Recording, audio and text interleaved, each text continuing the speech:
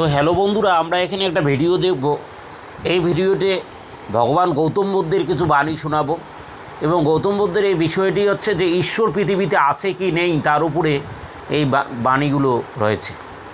তা অনেক দিন আগের ঘটনা। ভগবান গৌতম বুদ্ধের দুজন শিষ্য ছিল, আনন্দ অ্যান্ড রবি। এই আনন্দ এবং রবিকে সঙ্গে নিয়ে ভগবান গৌতম বুদ্ধ পথ চলতে শুরু করেছেন। সকালবেলা দুজন শিষ্যকে নিয়ে যখন ভগবান গৌতম বুদ্ধ হাঁটছিলেন আনন্দ আর রবিকে নিয়ে, তখন হঠাৎ একজন লোক গৌতম বুদ্ধর কাছে এসে বলে, হে প্রভু, আমি আপনার কাছে শুনতে চাই যে পৃথিবীতে ঈশ্বর আছে কি নেই। তখন ভগবান গৌতম বুদ্ধ অনেক ভেবেচিন্তে তাকে বললেন যে না, পৃথিবীতে কোনো ঈশ্বর নেই। তখন তার শিষ্য আনন্দ এবং রবি ভগবান গৌতম বুদ্ধের দিকে তাকালেন, তাকিয়ে কিছু বললেন না, বললেন ঠিক আছে চলো। তখন তিনজন মিলে আবার চলতে লাগলো। চলতে চলতে এরপর হঠাৎ দেখতে পেলেন আরেকজন লোক ভগবান গৌতম বুদ্ধের কাছে এসে বলল, হে প্রভু, পৃথিবীতে কি ঈশ্বর আছে? আমি যে বিভিন্ন জায়গায় ঘুরছি কিন্তু কোনো ঈশ্বরের অস্তিত্ব খুঁজে পাচ্ছি না এবং আমাকে ভগবান কোনো ভালোই করছি না। তা পৃথিবীতে কি ঈশ্বর বা ভগবান বলে কিছু আছে? তখন ভগবান গৌতম বুদ্ধ বলেন, হ্যাঁ, পৃথিবীতে ঈশ্বর বা ভগবান তো অবশ্যই আছে। উনিই গোটা পৃথিবী কন্ট্রোল করে, উনি পৃথিবীর সমস্ত কিছু কন্ট্রোল করে, উনি পরিচালনা করে। ওনার আঙুলি হেলনে গোটা পৃথিবীর সমস্ত কিছু চলে। ওনার নিয়মকানুন, ঈশ্বরের নিয়মকানুনে পৃথিবীর সমস্ত কিছু হয়। প্রত্যেকটা পার্টিকেল ঈশ্বরের নিয়মকানুনে চলে এবং চলাফেরা করে। এই কথা শুনে তার শিষ্যরা একটু অবাক হয়ে গেলেন এবং ভাবতে লাগলেন, একটু আগে একজনকে বলল যে পৃথিবীতে কোনো ঈশ্বর বলে কিছুই নেই, ঈশ্বর বা ভগবান বলে। এবার একে আবার বললেন যে পৃথিবীতে ঈশ্বর বা ভগবান আছে এবং উনিই সব কন্ট্রোল করে। ওনার আঙুলি হেলনে পৃথিবীর সমস্ত কিছু হয়। এক চুলো ওনার আঙুলি হেলন ছাড়া নড়ে না। পৃথিবীর সমস্ত পার্টিকেল বা কণাগুলো, সমস্ত কিছু গোটা পৃথিবীর সমস্ত ঈশ্বরের উপর নির্ভরশীল এবং ঈশ্বর এই সমস্ত কিছু চালায়। ঈশ্বর বা ভগবানের আদেশে পৃথিবীর সমস্ত কিছু হয়। এখনই ভগবান গৌতম বুদ্ধ আবার এটা বললেন। তার শিষ্যরা একটু ভাবতে লাগলেন। আবার কিন্তু তারা ভাবলে কী হবে, গৌতম বুদ্ধকে বলার সাহস পেলেন না। তখন তারা আবার গৌতম বুদ্ধের সঙ্গে চলতে লাগলেন। চলতে চলতে হঠাৎ আর এক ব্যক্তির সঙ্গে দেখা হলো। তিনি আবার ভগবান গৌতম বুদ্ধকে বললেন, হে প্রভু, আমি পৃথিবীতে প্রচুর জায়গা ঘুরলাম, কোথাও ঈশ্বর আছে বলে তেমন মনে হয় না। আর যদিও অনেকে বলে আছে, সেটাও আমার মনে হয় না। আমি কেমন একটু দ্বিধায় আছি যে ঈশ্বর আছে কি নেই, সেটাও যেমন আমি বিশ্বাস করি না এবং আছে সেটাও আমি ঠিকমতো বিশ্বাস করি না। একবার ভাবি ঈশ্বর আছে, একবার ভাবি নেই। তখন ভগবান গৌতম বুদ্ধ এই ব্যক্তির কথা শুনে তিনি আর কোনো উত্তরও দিলেন না, কোনো কর্ণপাতে করলেন না, তাকে কোনো পাত্তায় দিলেন না। তৃতীয় ব্যক্তি এত জিজ্ঞেস করলো, বলুন। তিনি কিছুই বললেন না, না বলে তিনি সোজা চলে গেলেন। শুধু বললেন, এখন আমার সময় নেই। তো এইভাবে চলে যাওয়ার পর সন্ধ্যার যখন হলো, তখন ভগবান গৌতম বুদ্ধকে তার শিষ্যরা বলল, হে প্রভু, আপনি একই উত্তর তিনজনকে তিনভাবে দিলেন। তখন গৌতম বুদ্ধ বলল, কেন? তার শিষ্য রবি আর আনন্দ বলল যে একই উত্তর তিনজনকে তিনভাবে দিলেন। তখন বলল, কেন? তখন গৌতম বুদ্ধ বলল, আচ্ছা শোনো, যখন তোমরা দেখছিলে যে প্রথম ব্যক্তি আমার কাছে এসেছিল, সে ঈশ্বরের নেশায় পুরো মগ্ন হয়েছিল, কিন্তু সঠিকভাবে তিনি পৃথিবীতে খুঁজে দেখেনি এবং ঠিকমতো ঈশ্বরের বিষয়ে বা ভগবানের বিষয়ে ঠিকমতো কোনো পড়াশুনো করেনি, ঠিকমতো আধ্যাত্মিক বিষয়ে কোনো ধ্যান করেনি, শুধু বলেছেন যে ঈশ্বর আছে। এই জন্য আমি তাকে বলেছিলাম যে পৃথিবীতে ঈশ্বর নেই, যাতে তার মন থেকে বিশ্বাসটা ভেঙে যায় এবং সে ঈশ্বরকে খোঁজার জন্য মগ্ন হয় এবং সঠিক ধ্যান করতে থাকে। এই জন্য আমি অবশ্যই তাকে বলেছি যে পৃথিবীতে ঈশ্বর নেই। তারপর তার শিষ্যরা বললেন, আচ্ছা দ্বিতীয় ব্যক্তিকে আপনি কেন বললেন পৃথিবীতে ঈশ্বর আছে এবং ঈশ্বরই পৃথিবী কন্ট্রোল করে? তখন ভগবান গৌতম বুদ্ধ বললেন, হ্যাঁ, দ্বিতীয় ব্যক্তি যখন আমার কাছে এসেছিল তাকে দেখলাম যে তিনি খুব বিশৃঙ্খলা পরিস্থিতিতে আছে। তিনি না কোনো ডিসিপ্লিন মানছে, না কোনো নিয়ম মানছে। তিনি ভাবছে পৃথিবীতে ঈশ্বর বা ভগবান বলে কিছু নেই, এগুলো সব বেকার বেকার কথা, পৃথিবীতে ঈশ্বর বা ভগবান তার মনের মধ্যে। তাই আমি ভগবান বা ঈশ্বরের প্রতি আস্থা নিয়ে আসার জন্য আমি বলেছি যে পৃথিবীতে ঈশ্বর আছে, এবং এটা অবশ্যই ঠিক, পৃথিবীতে ঈশ্বর আছে। ঈশ্বর বা ভগবানের কথা ছাড়া পৃথিবীর কোনো পার্টিকেল নড়াচড়া করে না। ঈশ্বর বা ভগবানের আদেশে গোটা পৃথিবী চলে, এবং ঈশ্বর বা ভগবানের আদেশে পৃথিবীর সমস্ত কিছু হয়। আমরা শুধু উপলক্ষ মাত্র, কিন্তু আমাদের সঠিক ধ্যান দিয়ে সেটা খুঁজে নিতে হবে এবং সেটা দেখে নিতে হবে, নিজের আত্মাকে শান্তিতে নিয়ে আসতে হবে। তাই দ্বিতীয় ব্যক্তিকে আমি বলেছি যে তুমি জানো পৃথিবীতে ঈশ্বরই সব কিছু করে, এবং তুমি খুঁজে নাও ঈশ্বরের আদেশ ছাড়া পৃথিবীতে এক চুলও নয় না। পৃথিবীর প্রত্যেকটা জিনিস ঈশ্বর বা ভগবানের আদেশে চলাফেরা করে, এবং ঈশ্বর বা ভগবানের কথাই হচ্ছে পৃথিবীর সর্বশ্রেষ্ঠ কথা। তিনিই পৃথিবীর সমস্ত কিছু সিলেক্ট করেন, তিনি পৃথিবীর সমস্ত কিছু ঠিক করেন। তার আদেশে গোটা পৃথিবী চলে, তার আদেশে গোটা পৃথিবীর প্রত্যেকটা জিনিস চলতে শুরু করে, এবং পৃথিবীর প্রত্যেকটা জিনিস হয় তার আদেশে, এবং সেটা আমাদের খুঁজে নিতে হবে। তাই আমি দ্বিতীয় ব্যক্তিকে বলেছি, দ্বিতীয় ব্যক্তি যেহেতু বলেছিল পৃথিবীতে ঈশ্বর নেই, তার মনের মধ্যে সে আস্থা নিয়ে আসার জন্য বলেছি, সেই জন্য খুঁজে দেখে যে সঠিক রহস্যটা কী। সঠিক রহস্য এটাই, অবশ্যই পৃথিবীতে ঈশ্বর আছে। ভগবান গৌতম বুদ্ধ দ্বিতীয় ব্যক্তিকে যা বলেছিলেন তার শিষ্যকে তিনি সেটা জানালেন। এবার তার শিষ্য রবিয়ের আনন্দ বলল, আচ্ছা তাইলে তৃতীয় ব্যক্তিকে কিছু বললেন না কেন? ভগবান গৌতম বুদ্ধ বললেন, তৃতীয় ব্যক্তি হচ্ছে মস্তিষ্ক বিকৃত লোক ছিল। তিনি না পৃথিবীতে ঈশ্বর বিশ্বাস করে, একবার তিনি ভাবছেন ঈশ্বর আছে, একবার ভাবছেন তিনি ঈশ্বর নেই।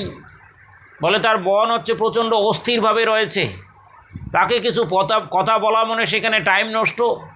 তাই আমি তৃতীয় ব্যক্তিকে সময় নষ্ট না করে তার কোনো উত্তর দেইনি, না দিয়ে তাকে আমি অ্যাভয়েড করে আমি সেখান থেকে চলে গেছি।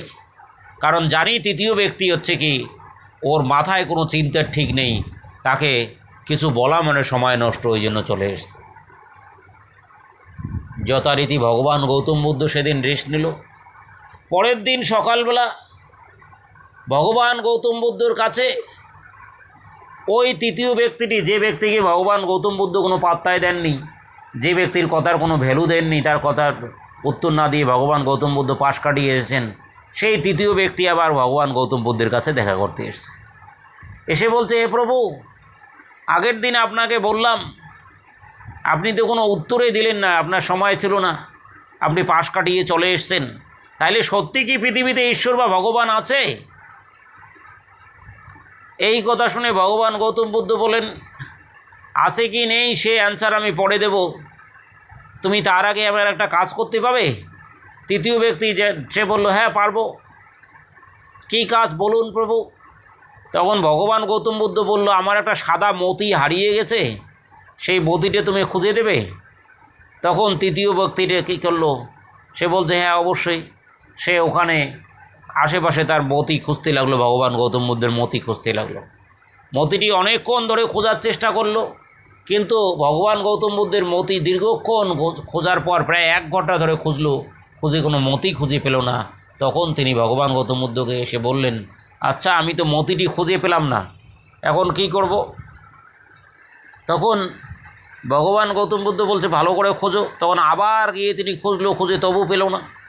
না পেয়ে ভগবান গৌতম বুদ্ধকে বলল, না খুঁজে পাওয়া যাচ্ছে না, তবে একটা জিনিস বলুন প্রভু, যে মতিটি কোথায় আপনি হারিয়েছেন? তখন ভগবান গৌতম বুদ্ধ বলল, ও মতিটি তো আমি কুঠিরে হারিয়েছি। এই কথা শুনে তৃতীয় ব্যক্তিটি, যে মতি খুঁজছিল, সে বেজায় চটে গেলেন এবং বেজায় রেগে গেলেন। ইনি বললেন, আমি বাইরে এতক্ষণ ধরে খুঁজলাম আর আপনি কুঠিরে মতি হারিয়েছেন, তাহলে আপনার মতি তো কুঠিরের ভিতরে আছে, আমি বাইরে কী জন্য 1.5-2 ঘন্টা ধরে খুঁজলাম? হ্যাঁ, আপনার মাথা খারাপ হয়েছে? আপনি গৌতম বুদ্ধ আপনি শুধু একদম ভাবেন যে আপনার প্রচুর জ্ঞান আছে, কিন্তু আপনি এইসব কী কথা বলছেন? আমি বাইরে অযথা খুঁজলাম, সময়টা নষ্ট হয়ে গেল। হ্যাঁ, এখানে কুটিরের মধ্যে আপনি হারিয়েছেন আর আমি বাইরে খুঁজে খুঁজে শেষ করে দিলাম 1.5 ঘন্টা সময়, 1.5-2 ঘন্টা সময়। আপনি কি ভাবছেন আপনি নিজেকে? এসব ভুলভাল কেন বলেছেন আমাকে? তৃতীয় ব্যক্তি এইভাবে ভগবান গৌতম বুদ্ধকে বলা শুরু করলো। তখন ভগবান গৌতম বুদ্ধ তার কথা শুনে হাসলো। হেসে ভগবান গৌতম বুদ্ধ বলল, হ্যাঁ, আমি তো এটাই তোমাকে বোঝাতে চেয়েছিলাম। তখন তৃতীয় ব্যক্তি বলল, কি বোঝাতে চেয়েছিলেন? বলে, তোমার ভিতরে জ্ঞান থাকতে, তোমার ভিতরে নলেজ থাকতে, তোমার ভিতরে এত কিছু থাকতে তুমি সবসময় বাইরে খুঁজে বেড়াচ্ছ, আর তার জন্যই তো আমি তোমাকে খুঁজতে বলেছিলাম মতি ওখানে। যেমন কুটিরের ভিতরে খুঁজলে তুমি সেই মতিটা পেয়ে যেতে, তুমি বাইরে এতক্ষণ ধরে খুঁজে কিছু পেলে না। ঠিক তেমনই আমি ভগবান গৌতম বুদ্ধ আমি বোঝাতে চেয়েছিলাম যে তোমার ভিতরে, তোমার যে ভিতরে নলেজ বা জ্ঞান তোমার মধ্যে আছে, তোমাকে সেটা খুঁজে নিতে হবে। তোমার নিজের সেটা তুমি নিজের মধ্যে না খুঁজে তুমি শুধু বাইরে অযথা খুঁজে সময় নষ্ট করছো, অযথা বাইরে খুঁজে সময় নষ্ট করছো।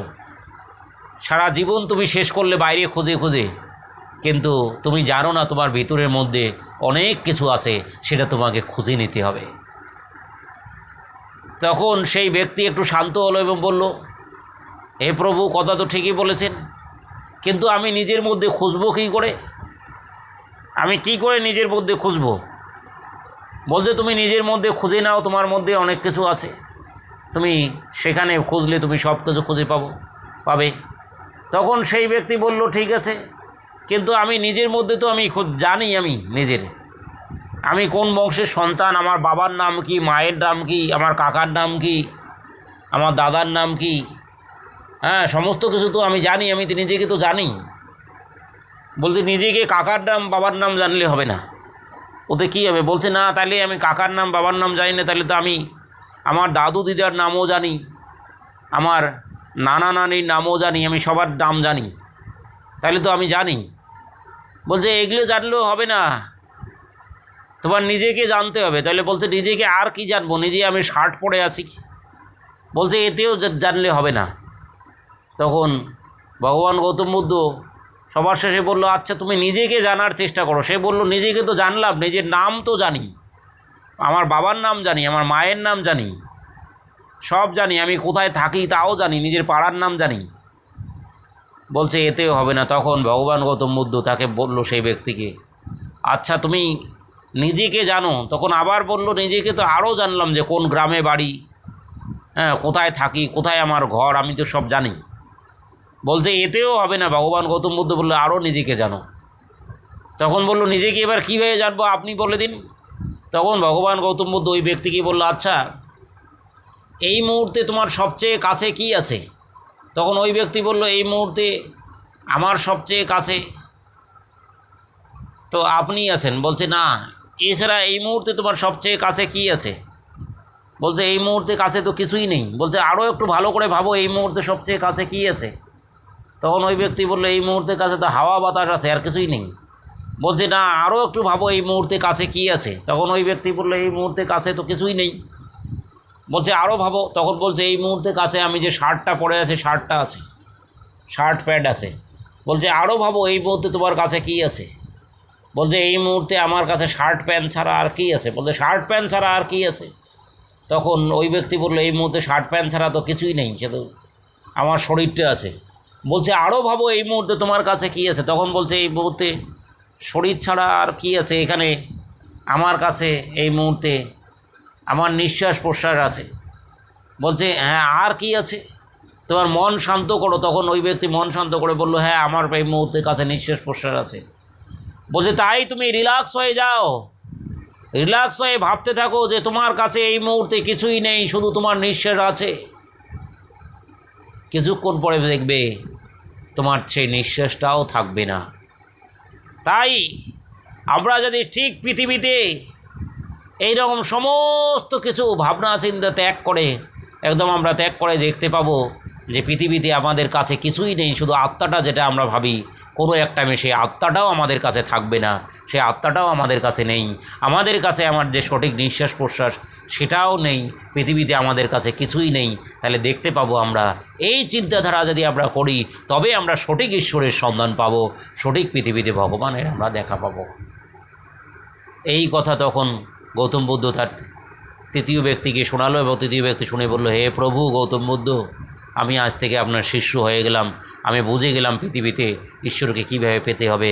এবং এই কথা শুনে তখন ভগবান গৌতম বুদ্ধের চরণে তিনি লুটিয়ে পড়ল বলে, আজ থেকে আমি তোমার শিষ্য, আজ থেকে আপনার শিষ্য হয়ে গেলাম এবং আমি বুঝতে পারছি যে আমাদের এই পৃথিবীতে কিছুই নেই, পৃথিবীতে শুধু একটা মায়ামোহ জালে আমরা জড়িয়ে আছি এবং আমরা এখানে দেখতে পাবো যে পৃথিবীতে কিচ্ছু নেই, শুধু আমাদের আত্মাটা যে আছে সেটাও নেই, শুধু আমাদের নিঃশ্বাস প্রশ্বাসটা কিছুক্ষণ পরে সেটাও হারিয়ে যাবে। তাই সঠিক ধ্যানে আমি আজ থেকে মগ্ন হয়ে যাব এবং আমি ভগবানকে আজ থেকে নিজে থেকে খোঁজার চেষ্টায় মগ্ন থাকব। এই কথা বলে ওই ব্যক্তি তখন ভগবান গৌতম বুদ্ধের কাছ থেকে চলে গেল এবং গৌতম বুদ্ধ বলল, আজ থেকে তুমি এইভাবে চলো, তুমি দেখতে পাবে তোমার নিজের ভিতরে ভগবানের অস্তিত্ব, পৃথিবীতে ঈশ্বর আছে, ঈশ্বরই সব কন্ট্রোল করে।